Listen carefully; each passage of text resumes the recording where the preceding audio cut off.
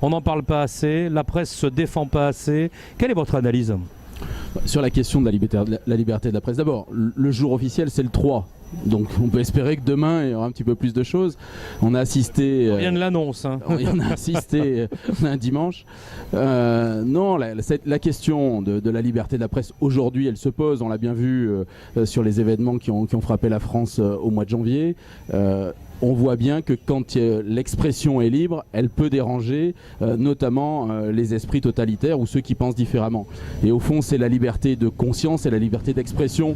Elles sont intimement liées, c'est-à-dire est-ce qu'on peut avoir des consciences différentes et respecter la conscience et la liberté de l'autre. C'est un grand sujet qui est devant nous, qui est un sujet moderne, puisqu'on voit bien quand même qu'aujourd'hui, les fondamentalistes de droite, de gauche, religieux, politiques gagnent du terrain. On voit bien que les gens ont envie d'être un peu gouroutisés, d'avoir le sentiment, mais on le voit même dans des élections des fois très locales en France, où on peut imaginer qu'il y a le Messie qui viendrait et qui va changer le monde. Moi j'étais très frappé sur une question politique qui est au fond liée. C'est l'élection de Barack Obama sur le premier mandat.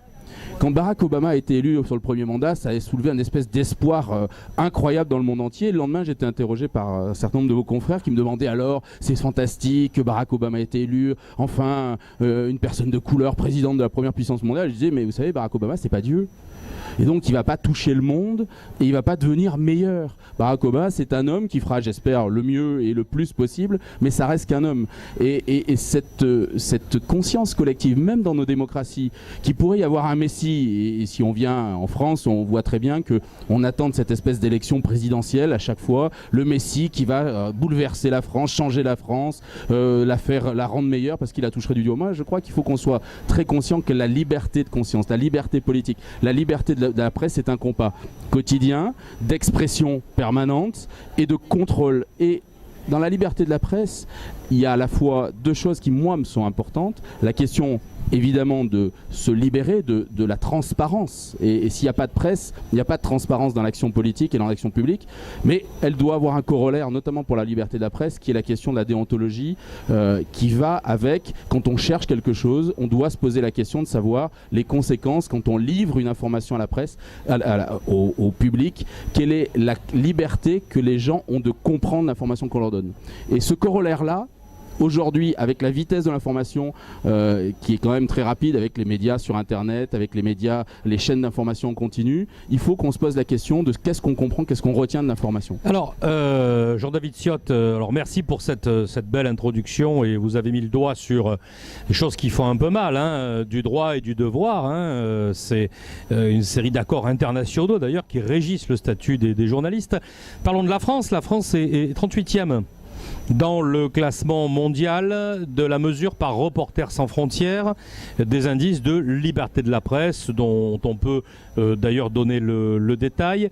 C'est une position intermédiaire plutôt faible et dont on voit d'ailleurs qu'en Europe la situation de la France se dégrade assez fortement sur un peu plus d'une dizaine d'années.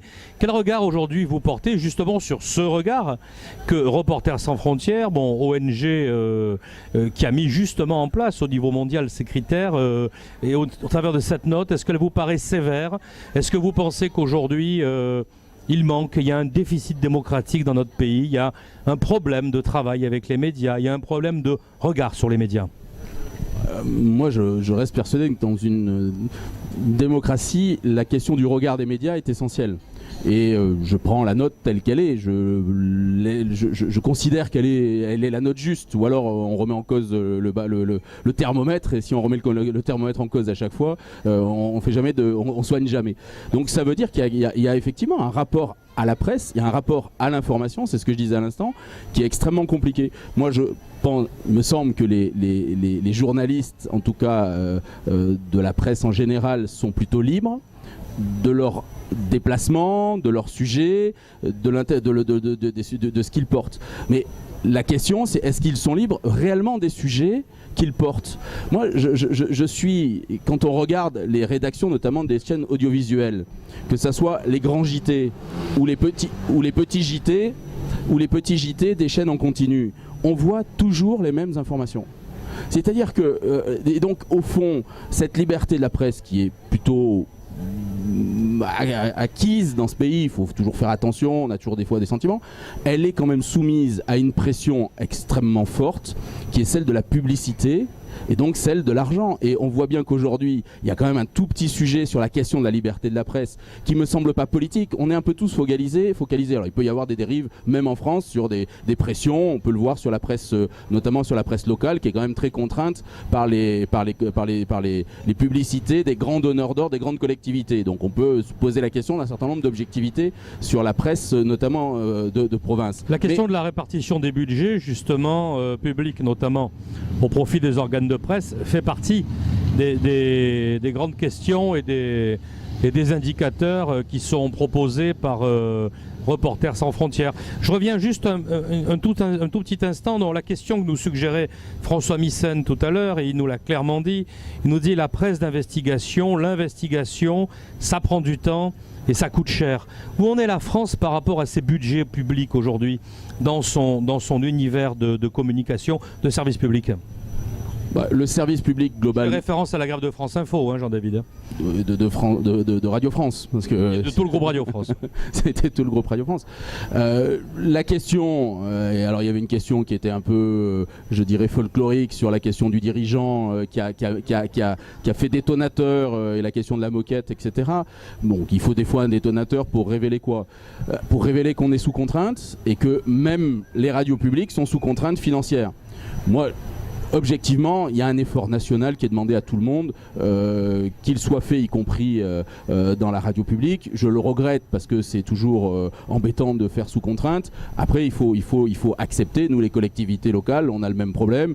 Je dirais que ça nous oblige à se poser des questions sur des choix qu'on ne faisait plus. Parce que donc, je considère qu'à un moment donné, il faut être responsable. La question qui se pose, c'est est-ce que aujourd'hui, les chaînes publiques de radio, mais de télé, ont les moyens de faire leur mission de service public, notamment de l'information.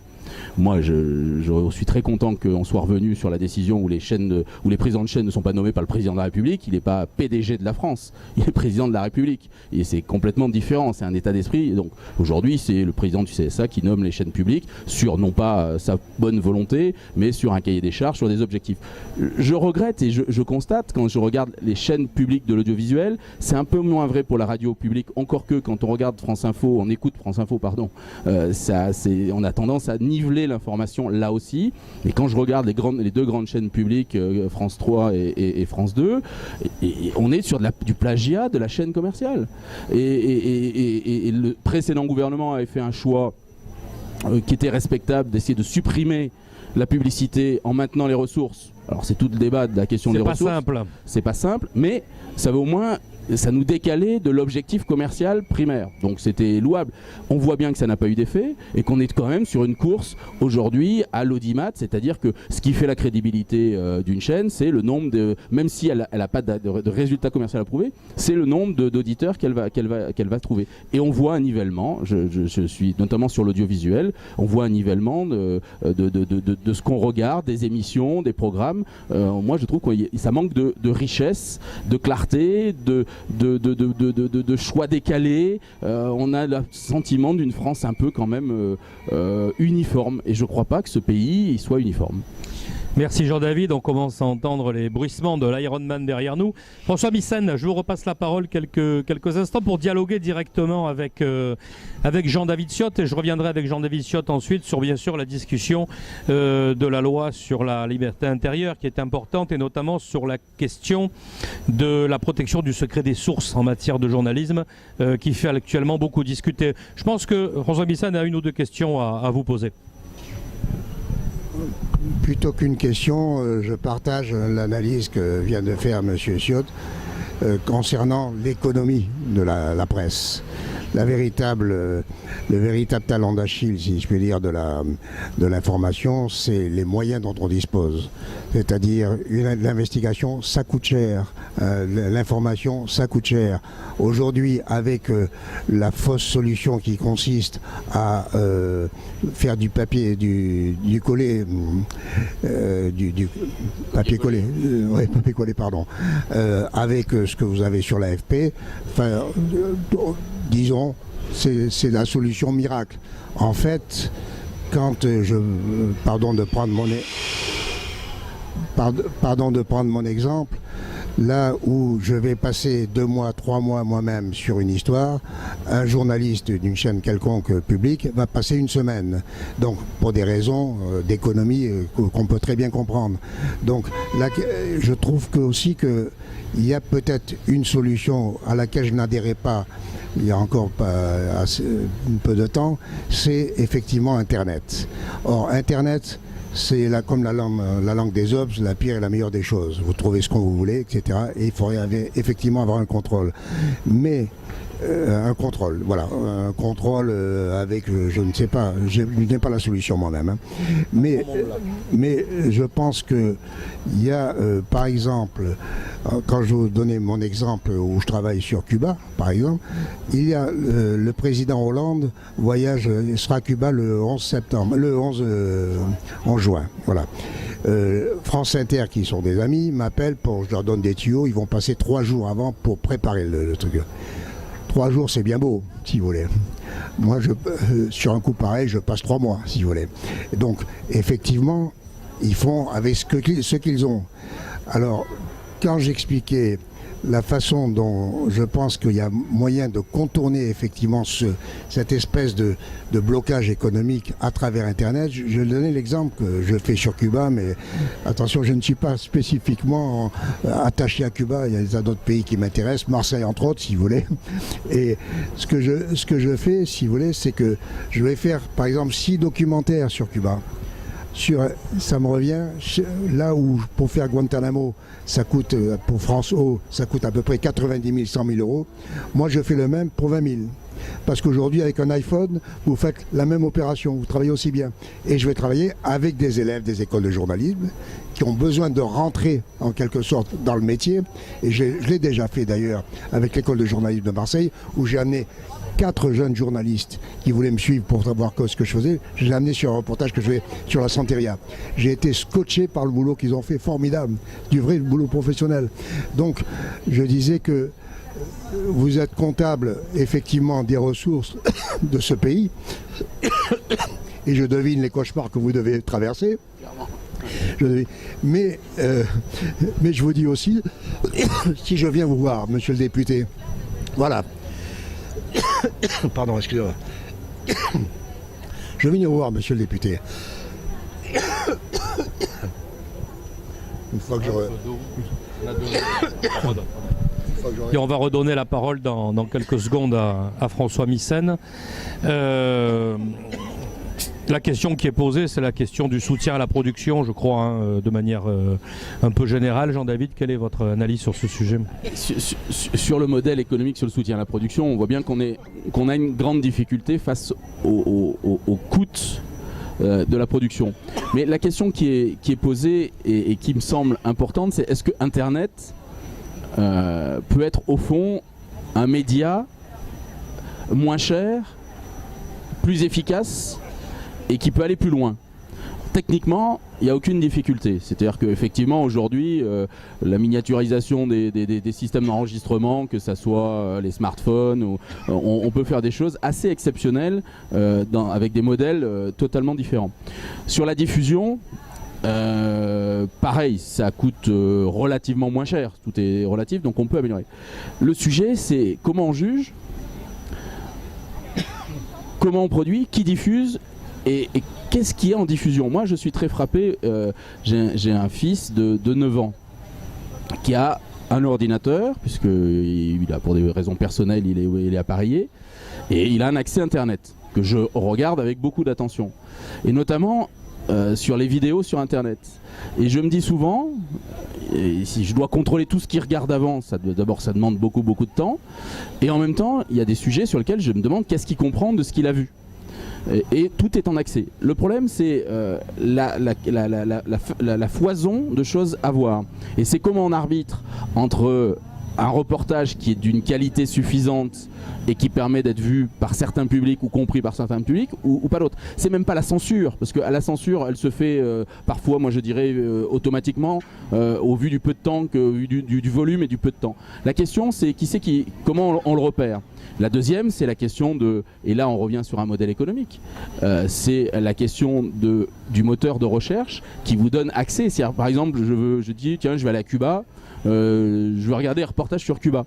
Comment je fais pour tomber sur les reportages que vous allez faire? Donc pour l'instant ils ne sont pas faits, mais quand ils seront faits, si c'est Google qui choisit à ma place, Google il choisit sur quels critères? L'algorithme qui fait le choix, il choisit sur l'intérêt objectif d'une qualité de production ou de recherche efficace, ou est-ce qu'il le fait sur un moteur de recherche avec des mots-clés qui vont ramener à des clients de Google qui mettent de la publicité chez eux?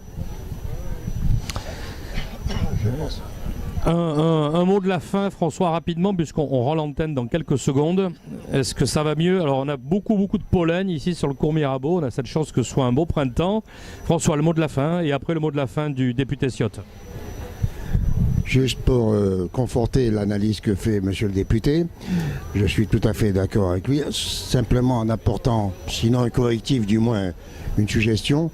Vous dites comment, en quelque sorte, donner de la crédibilité. On recommence. Donner de la crédibilité à ce que vous allez présenter. Il faut effectivement que les faiseurs, enfin les journalistes, soient reconnus. Leur crédibilité tient du moins au parcours qu'ils ont fait. C'est-à-dire, on le fait savoir. On fait savoir, par exemple, qu'il y a un site qui va donner de l'information régulière sur un pays quelconque, sur une ville quelconque. Donc, on va là-dessus, on sait ce qu'on va trouver. Quant au budget, le budget, on en a un peu parlé. Il est tout à fait différent de celui classique. Donc c'est peut-être une solution. Je dis peut-être une solution. Et maintenant, dans la question que je vous posais tout à l'heure, je viens vers vous, par exemple, homme politique, et je viens vous dire, voilà, j'ai envie de faire ceci. Je peux attester de ma professionnalité, de ce que j'ai pu faire, etc. Est-ce que les pouvoirs publics, vous en l'occurrence, vous allez avoir un regard, disons sinon intéressé, du moins critique, pour savoir si vous allez m'aider? Et vous allez me dire, pourquoi pas? Ou alors, ça ne m'intéresse pas. Mais je vais toujours revenir vers vous. Donc le problème, c'est pour le moment, sur ce que je suis en train de faire, si vous voulez, je le fais avec des bouts de ficelle. Je dis bien des bouts de ficelle, mais déjà, en faisant ce travail avec des bouts de ficelle, je découvre qu'il y a des gros networks français qui s'intéressent à ça. Parce qu'ils disent, nous travaillons beaucoup plus cher, et il y en a d'autres qui font le même métier beaucoup moins cher, et qui vont nous racheter. Voilà. Allez, c'était le mot de la fin de François Vicens, celui de Jean-David Ciotte, en quelques mots, mais il est habitué à la synthèse. Rapidement sur la question de la liberté, je pense que Internet est un moyen effectivement de substitution et un canal de communication, on le voit bien ce matin, totalement ouvert, c'est ce qui fait sa qualité. La question du label est importante parce qu'elle crédibilise le message. Il faut faire attention qu'elle ne referme pas le média. Et au fond, on n'abordera peut-être pas ce sujet ce matin, mais ça fera l'occasion de revenir. C'est la question sur la liberté, les lois qu'on est en train de porter actuellement. Est-ce qu'on donne accès à des informations personnelles pour préserver notre liberté au sens de la sécurité, ou est-ce qu'on ne le fait pas, on prend un risque en termes de sécurité, mais on préserve une liberté personnelle? Moi, je crois que la réponse à ça, elle est notamment dans la question de la liberté de la presse et de la transparence qui est nécessaire derrière. C'est-à-dire que les gens qui peuvent écouter tout le monde, ils doivent savoir qu'à un moment donné, tout ça pourra être sur la place publique. Et c'est du coup la même liberté qui assure l'ensemble de la liberté. Merci. Bon.